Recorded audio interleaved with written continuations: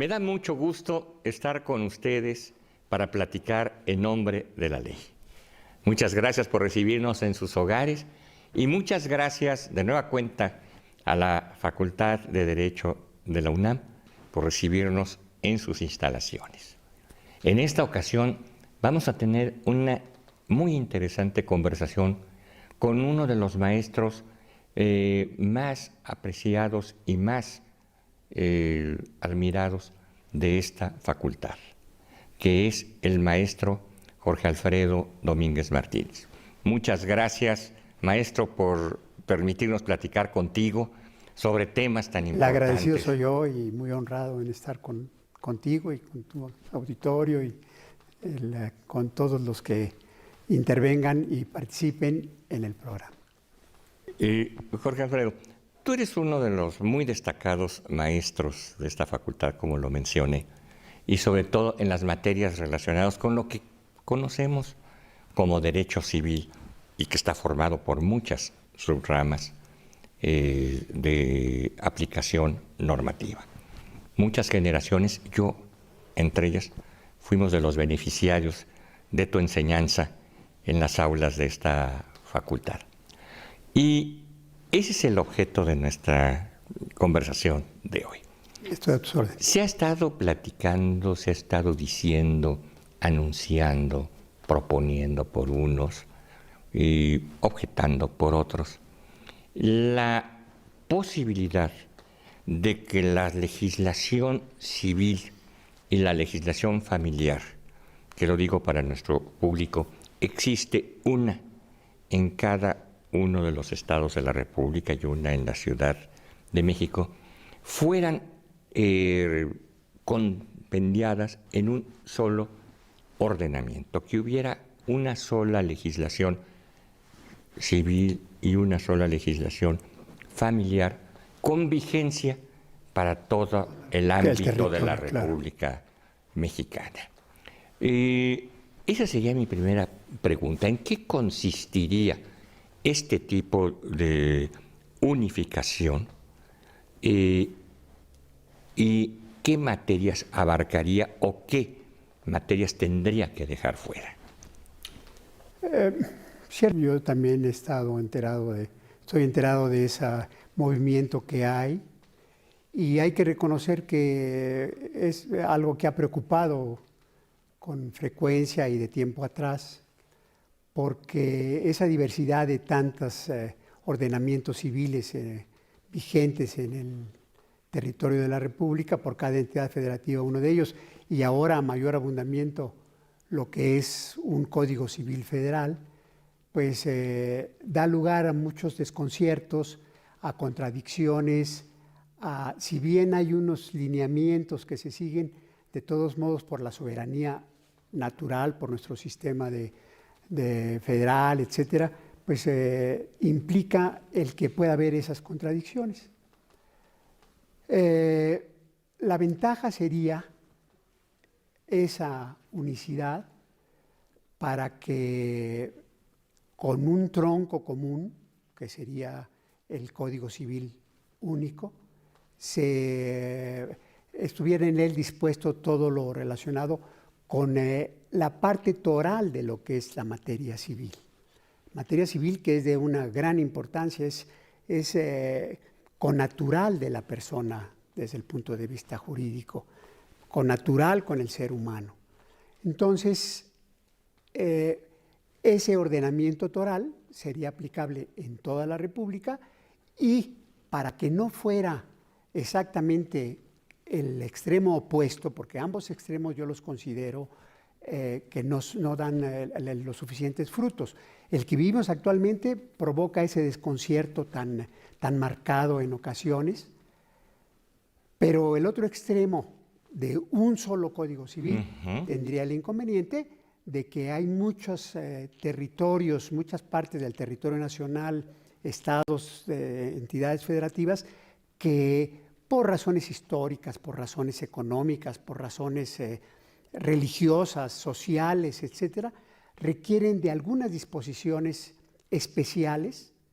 Hace unos días comentaba yo precisamente que en España, por ejemplo, hay el Código Civil común para toda España y las legislaciones forales de los distintos antiguos reinos que por razones históricas, como Cataluña, Navarra, etcétera, que tienen sus códigos civiles o sus algunas figuras jurídicas y legales previstas y reguladas que permiten el que tomen en cuenta las situaciones particulares de cada lugar. Allá es por foros, acá sería por entidades federativas. Ciertamente hay mucha materia federal, por lo que se refiere a la condición jurídica de extranjeros, por lo que se refiere al régimen legal de las aguas, pero también hay mucha materia que debe ser respetada para cada entidad. ¿Por qué? Porque hasta por razones de mera naturaleza hay distinción. ¿Qué tiene que estar regulando un código para el Distrito Federal, ahora Ciudad de México? ¿Qué tiene que estar regulando la cuestión de los ríos, por ejemplo? Recordarás aquello de la accesión, en que ya hasta nos quedamos sin ríos, ¿no? Pues sí, que ya nada más son las calles y siempre han sido, pienso yo, arroyos, ¿verdad? Realmente ríos no los había, pero ya nada más tienen el nombre, los entubados, viaductos, etcétera. Entonces, y ahí está en el Código Civil para la Ciudad de México. Creo que sería saludable, sería de una gran ventaja para el ciudadano, para el destinatario de la ley.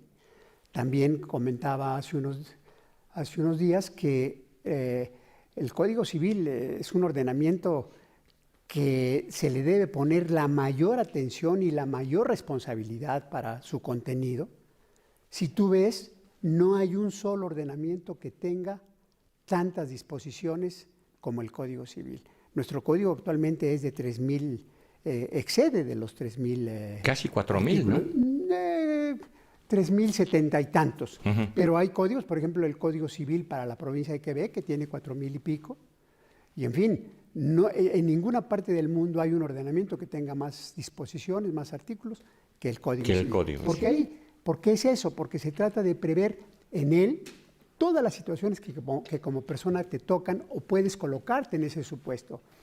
En realidad un Código Civil no debía ser objeto de derogaciones por desuso, porque las disposiciones ahí están para el caso de que se requiera, para el remoto caso de que se requiera que esté previsto en la ley. Claro. Claro, existe la posibilidad, por razón natural, la ley proviene de una actividad humana, que haya oquedades, que haya omisiones, etcétera. Y hay disposiciones que vienen a suplir, que vienen a resolver el problema de que no haya disposiciones aplicables. Pero eso no quiere decir que por eso ya se quede todo a las decisiones judiciales, que es con lo que se suple, sino que hay un catálogo, pero un catálogo lo suficientemente vasto para tratar de dejar en lo posible satisfechas todas las posibilidades, todas las situaciones que llegaran a presentarse. Para poner un ejemplo para nuestros amigos televidentes, de institución del derecho civil y familiar que ha caído en desuso, por ejemplo, los esponsales. Los esponsales. Los esponsales, que eran los regalos prenupciales que se hacían los novios y que entraban a un régimen de propiedad o de copropiedad. Muchas veces con una actitud así. Antes de que se casaran, ¿verdad? ¿No? Pero era una sociedad patrimonial o una promesa, claro. Promesa, ¿verdad? Y que ahora ya no se utiliza, ¿verdad? Tendrá 100 años que no se estila, ¿verdad? Pero ahí debían estar. Sí. ¿De qué le sirve al legislador? Quitarlo. ¿Y de qué le sirve al ciudadano tener ahí en el Código Civil artículos, 5 o 6 artículos derogados? Y en cambio ya está dispuesto cómo debe resolverse.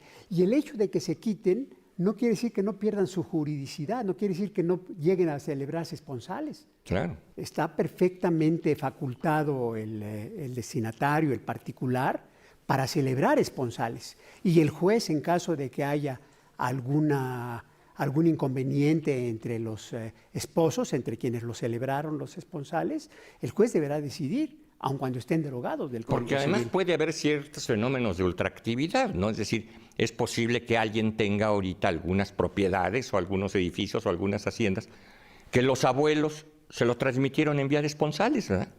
Pudiera ser. Y que así fueron pasando por vía hereditaria ya como propiedad del beneficiario de los esponsales, ¿verdad? ¿Quién sabe? Creo, en suma, que el código debe ser el documento legislativo que se le ponga una atención como a ningún otro, a ese grado. Si tú me permites poner otro ejemplo. Claro que sí. En materia también familiar. Para contraer matrimonio, prácticamente todas las legislaciones de todos los lugares establecen como requisito el de la residencia. Es decir, que se puedan casar en ese territorio quienes son residentes de ese territorio. La mayoría de los estados en México establecían algo así como 6 meses de residencia para poder contraer matrimonio en su territorio. En otros países como los Estados Unidos, la legislación difiere mucho y hay estados como el estado de Nevada, donde la residencia parece que se adquiere con 2 horas, de tal suerte que en el estado de Nevada alguien puede llegar en la mañana y casarse en la tarde perfectamente con las de la ley. En México, repito, los requisitos de residencia son más rígidos. Sin embargo, a mí me han invitado y a todos a bodas a Cuernavaca, a Acapulco, a San Miguel. Y nuestros amigos contrayentes ni residen en Guanajuato, ni en Guerrero, ni en Morelos. Sin embargo, se casan ahí. ¿Qué sucede en esto? Puede ser que en el caso sea aplicable el que antes estaba en el Código Civil previsto que para contraer matrimonio se podía acudir ante el juez del registro civil del domicilio de cualquiera de los prometidos. Y eso quedó atrás hace unos años. Y en la actualidad puede ser ante el juez del registro civil de cualquier lugar. Ya sin el requisito de residencia. Ahí está la cosa. Pero, como tú mismo lo señalas, puede haber una gran variedad de un lugar a otro, de un estado, de una legislación a otra. Sí puede haber quienes establezcan más o menos requisitos. Precisamente lo que comentábamos hace unos minutos, de que esas disposiciones que en cada estado de la República, habiendo definido primero con todo cuidado y con toda aplicación y además responsabilidad, qué es lo que le corresponde al Código Civil Toral y qué es lo que le corresponde a cada estado legislar. Hay que tomar en cuenta que, por ejemplo, a propósito del matrimonio también,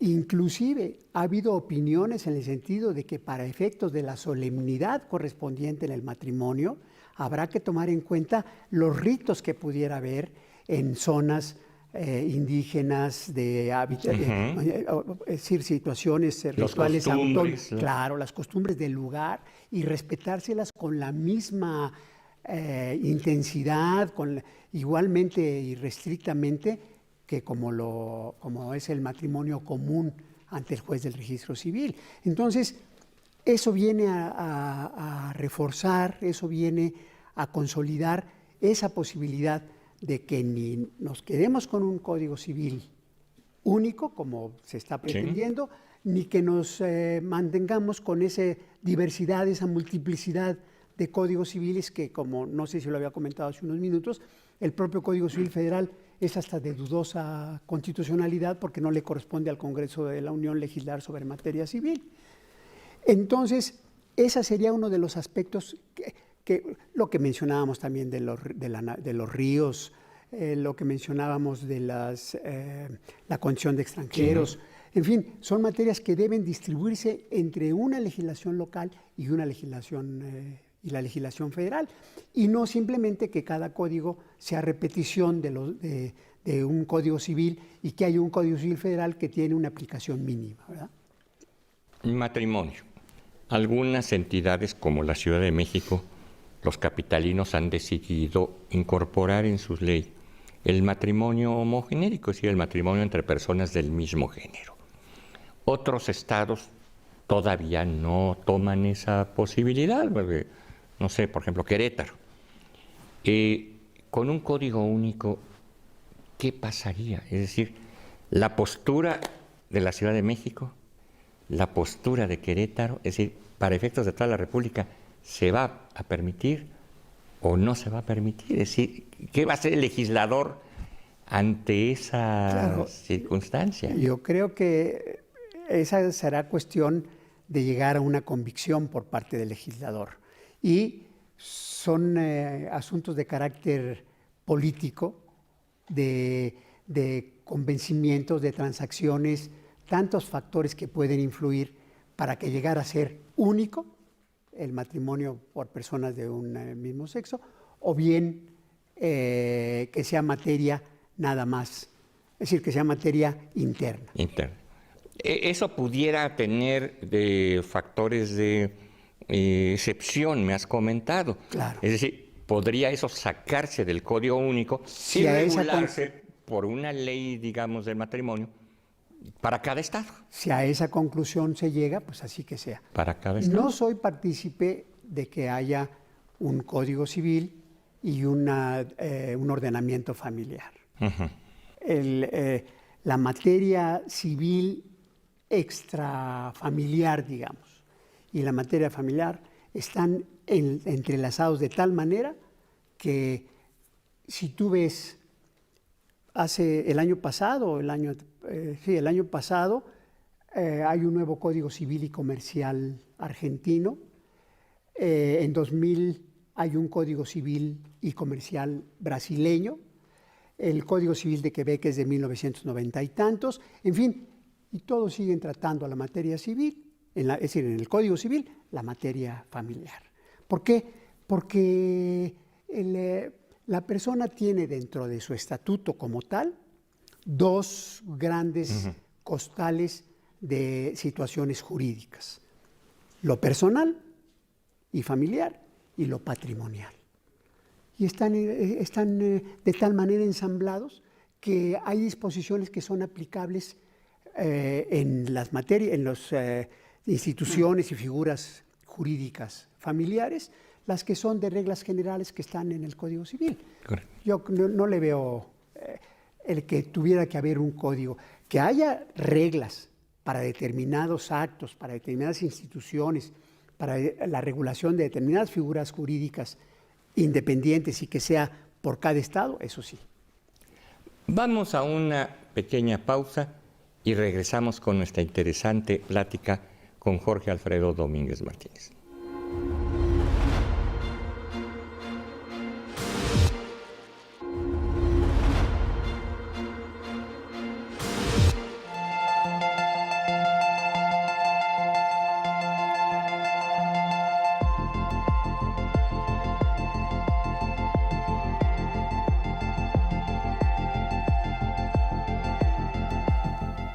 Regresamos a nuestra conversación sobre materia civil y familiar con el catedrático y notario Jorge Alfredo Domínguez Martínez.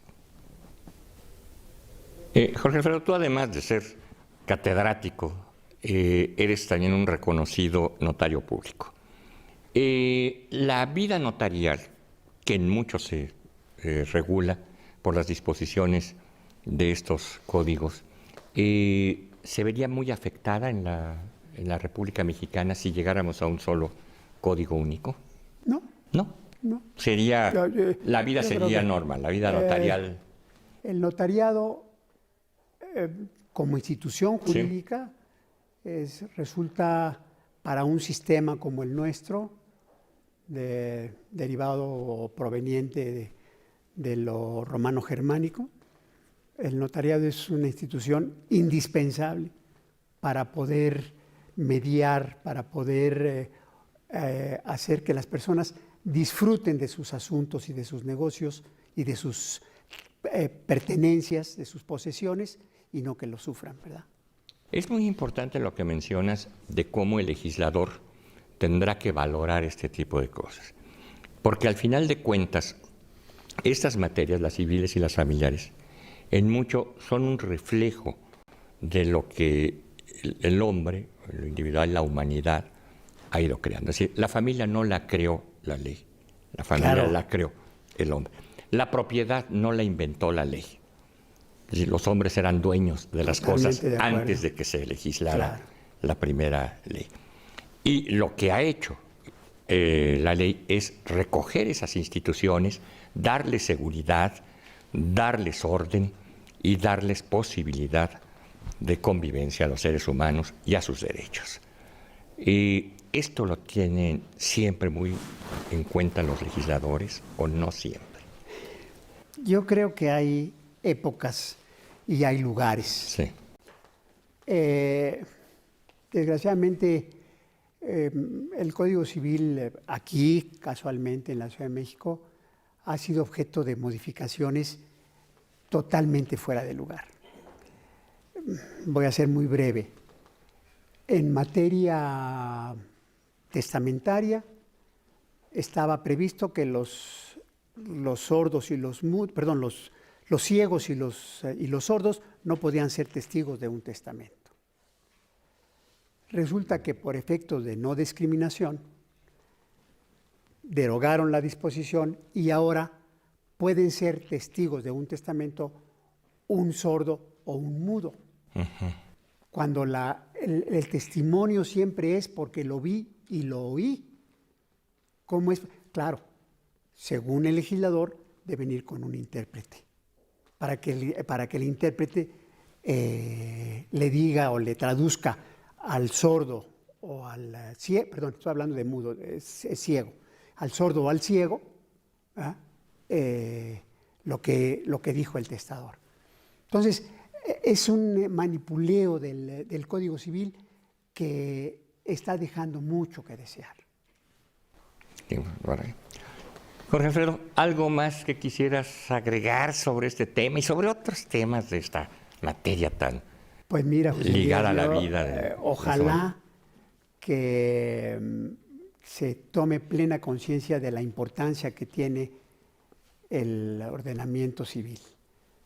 Como lo he comentado, es la constitución de todos nosotros, como personas. Podemos ser o no comerciantes y no aplicársenos la materia mercantil. Podemos ser o no latifundistas o terratenientes o campesinos y no aplicársenos la materia agraria. Podemos ser o no patrones o trabajadores y aplicársenos o no la materia laboral. Pero personas somos todos. Y el derecho civil se nos aplica desde la concepción, desde que somos concebidos hasta después de nuestra muerte. Entonces, por eso es, y qué buen tino tuviste al señalar que las instituciones no son porque la ley lo diga, sino la ley lo dice porque son las instituciones. Entonces, precisamente el Código Civil recoge todo lo que es el estatuto aplicable a todos y cada uno de nosotros. Creo que debe ser atendido con gran escrúpulo y con gran responsabilidad. Pues muchas gracias al maestro Jorge Alfredo Domínguez Martínez. Para tu auditorio, para para todos aquellos que lleguen a oírnos y vernos. Muchas gracias. Y muchas gracias a ustedes por permitirnos entrar en sus hogares y nos veremos en la próxima.